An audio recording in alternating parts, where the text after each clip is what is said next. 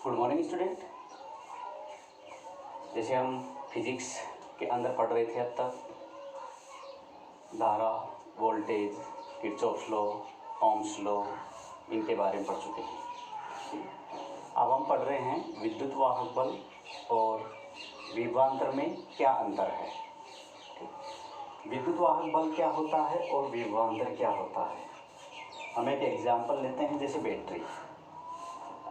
कोई भी बैटरी लेते हैं, सेल लेते हैं, मोबाइल की बैटरी ले लो, कि अगर बैटरी के अंदर केमिकल होता है, ठीक, केमिकल रिएक्शन करके एनर्जी बनाते हैं, उस एनर्जी को हम यूज करते हैं, जिसको वोल्ट बोलते हैं हम, ठीक है।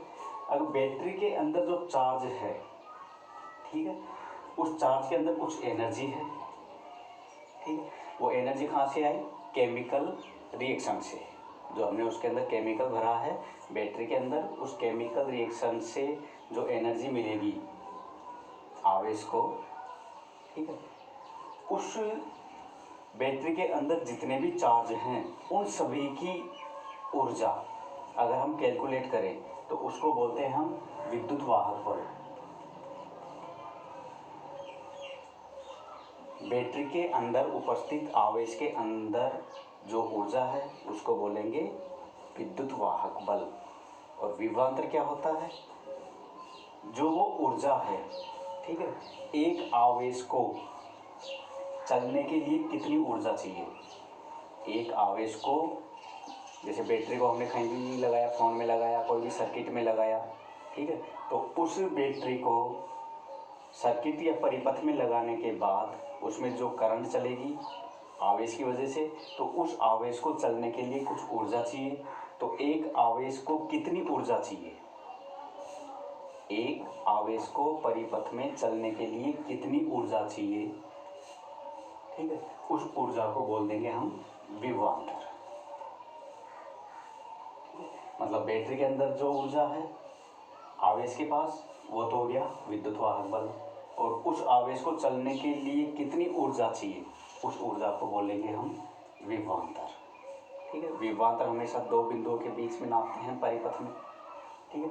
और विद्युत वाहक बल बैटरी के दोनों सिरों पर जो अंदर, उसके बैटरी के अंदर जो चार्ज है उसके अंदर कितनी ऊर्जा है, वो हो गया विद्युत वाहक बल, ठीक है।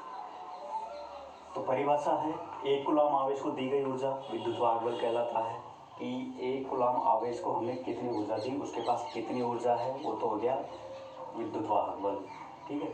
और एक कूलम आवेश को चलने के लिए कितनी ऊर्जा चाहिए, ठीक है, चलने के लिए उसने कितनी ऊर्जा यूज की, वो हो गया विभवांतर, ठीक है। तो नापने का जो मात्रक है, जो हमने नाम दिया है कि विद्युत वाहक बल को हम किस में नापेंगे और विभवांतर को हम किस में नापेंगे, तो यहाँ हम विद्युत वाहक बल को वोल्ट या वोल्ट से नापते हैं और विभवांतर को हम वोल्ट से नापते हैं। मतलब दोनों की जो मात्रक है, दोनों का मात्रक सेम है, लेकिन जो सिंबल है लिखने का, जो हम लिखते हैं, एप्सिलॉन मतलब विद्युत वाहक बल, वी मतलब वोल्ट, ठीक है। इकाई वोल्ट ही है, लेकिन जो लिखने का जो तरीका है, सिंबल है, वो एप्सिलॉन होता है विद्युत वाहक बल का, वो वी होता है विभवांतर का, ठीक है। प्रतिरोध क्या होता है? कि बैटरी के अंदर केमिकल है और केमिकल के अंदर ऊर्जा है, तो बैटरी के अंदर कोई प्रतिरोध नहीं होगा, ठीक है, वो परिपथ पर निर्भर नहीं करेगा। बाहर हमने बैटरी के बाहर जो परिपथ लगाया है, ठीक, परिपथ का कुछ प्रतिरोध होता है, तो उस पर परिपथ का प्रतिरोध विद्युत वाहक बल को डिस्टर्ब नहीं करेगा। विद्युत वाहक बल उस परिपथ के प्रतिरोध पर निर्भर नहीं करेगा, ठीक है। ये होता है विद्युत वाहक बल में, मतलब इसका कोई प्रतिरोध नहीं होता परिपथ का, ठीक है। लेकिन विभवांतर हम परिपथ का नापते हैं, तो परिपथ का कुछ प्रतिरोध होता है। तो परिपथ का कितना प्रतिरोध है, वो दो बिंदुओं पर जहाँ पर हम वोल्टेज नाप रहे हैं, वहाँ उन बिंदुओं पर क्या प्रतिरोध है परिपथ का, उस पर निर्भर करता है, ठीक है। तो मतलब हम कह सकते हैं कि विद्युत वाहक बल के अंदर परिपथ का प्रतिरोध नहीं होता, विभवांतर के अंदर परिपथ का प्रतिरोध कंसीडर करते हैं, ठीक है। अब कहते हैं विद्युत वाहक बल का मान कितना होता है, विभवांतर का मान, विभवांतर का मान कितना होता है। ठीक है। तो बैटरी के अंदर केमिकल है, केमिकल से ऊर्जा बन रही है, ऊर्जा, उन सभी आवेशों की ऊर्जा हम नापें। ठीक है। टोटल ऊर्जा हम बैटरी में जब चेक करते हैं तो उस टोटल ऊर्जा को बोलते हैं हम विभव। ठीक है। और वो हमेशा मैक्सिमम होगा कंपैरिजन टू विभवांतर, क्योंकि विभवांतर बैटरी से निकल के फिर परिपथ में आता है, परिपथ में कुछ लॉस होता है। ठीक है। तो जितना चार्ज फुली बैटरी, हम फुली बैटरी की बात कर रहे हैं, फुली बैटरी में जितना चार्ज है, ठीक है, वो मैक्सिमम वोल्टेज है, उसको विद्युत वाहक बल बोलेंगे। लेकिन जो विभवांतर है वो बैटरी के विद्युत वाहक बल से हमेशा कम होता है। ठीक है। तो एक क्वेश्चन यहाँ आ जाए 1 नंबर का कि विद्युत वाहक बल और विभवांतर, इन दोनों में से किसका मान ज़्यादा होता है या इन दोनों में किसका मान कम होता है। तो हमेशा ये याद रखना, विद्युत वाहक बल का मान हमेशा ज़्यादा होता है विभवांतर के कंपैरिजन में। ठीक है। दोनों को हम एक मीटर से नापते हैं, इनका जो मापन है इनको हम विद्युत वाहक बल मीटर होता है इसके लिए, और इसके लिए एक वोल्ट मीटर होता है। विभवांतर को नापने के लिए वोल्ट मीटर होता है और विद्युत वाहक बल को नापने के लिए EMF, इलेक्ट्रोमोटिव फोर्स विद्युत वाहक बल मीटर होता है। ठीक है। दोनों का फार्मूला सेम है कि आवेश को, कोई भी एक आवेश है उसको ऊर्जा देने में कितना काम किया गया, वर्क अपॉन चार्ज। तो एक आवेश को, एक कूलाम आवेश को चार्ज देने में कितना काम किया गया और कितना चार्ज दिया गया, उन दोनों का जो रेशियो है वो होता है विद्युत वाहक बल। ठीक है। वैसे ही विभवांतर की बात करें तो उसको क्या करेंगे, विद्युत वाहक बल अपॉन क्यू लिख सकते हैं, या एक कूलाम आवेश को चलने के लिए जो ऊर्जा दी जाती है, चलने में जो काम किया जाता है, कितना काम किया गया, वर्क अपॉन आवेश, कितना आवेश उसको दिया गया। ठीक है। तो एक ये टेबल है जिसमें विद्युत वाहक बल और विभवांतर दोनों में डिफरेंस दिखाया गया है। ठीक है। एक दोबारा से ब्रीफ में बता देता हूँ कि विद्युत वाहक बल क्या है, कि एक बैटरी है, बैटरी के अंदर जो केमिकल हैं, केमिकल से हमें ऊर्जा मिलती है। ठीक है। तो एक आवेश को, एक कूलाम आवेश को जो ऊर्जा दी जाती है वो हो गया विद्युत वाहक बल, और एक कूलाम आवेश को परिपथ में चलने के लिए कितनी ऊर्जा चाहिए, उस ऊर्जा को बोलेंगे हम विभवांतर। ठीक है। दोनों को हम सेम नापते हैं वोल्ट से। ठीक है। इसका प्रतिरोध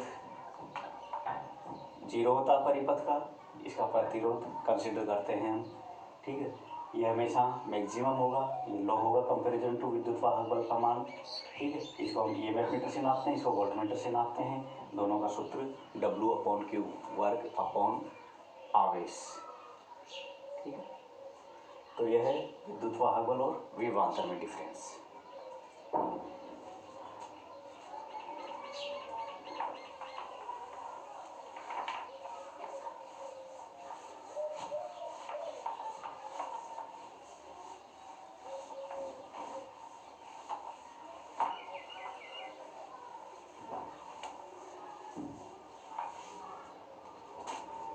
जैसे एक न्यूमेरिकल है, इस न्यूमेरिकल को करना है, इसका प्रतिरोध निकालना है आपको।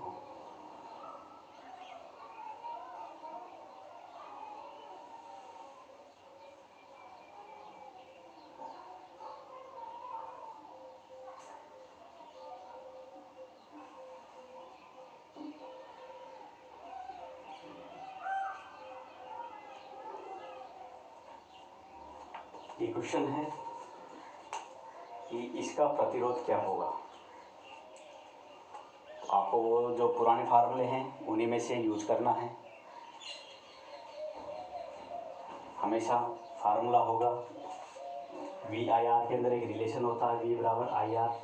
यहाँ किसका मान दे रखा है, V का मान दे रखा है, I का मान दे रखा है। आर का मान नहीं दे रखा, तो आर बराबर कितना हो जाएगा 10/2, 5 ओम। ठीक है, या वोल्टेज का मान पूछ ले, करंट का मान पूछ ले, तो भी यही फार्मूला यूज करना है। ओके,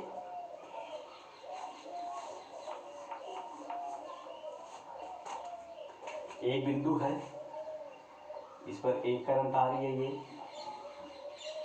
एक करंट आ रही है, ये करंट जा रही है,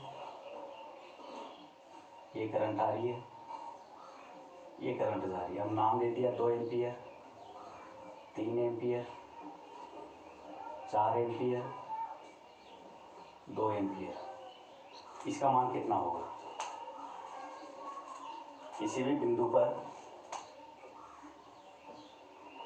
ठीक है, इस धारा का मान बताना है। इस धारा का मान क्या होगा? किरचॉफ्स विद्युत धारा का नियम अप्लाई करना है। किरचॉफ विद्युत धारा का नियम क्या है? आने वाली धारा, आने वाली धारा कितनी है? 1 2 3, टोटल कर दो।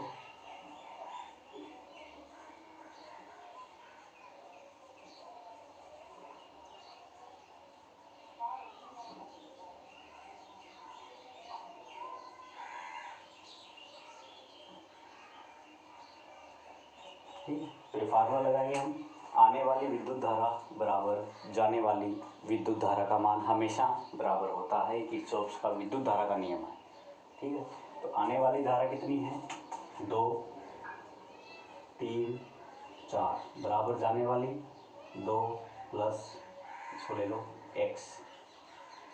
ठीक, टोटल कर लो 9 equals to 2 plus x, x equals to 9 minus 2, x equals to 7। तो इसका मान आ जाएगा 7 एम्पियर।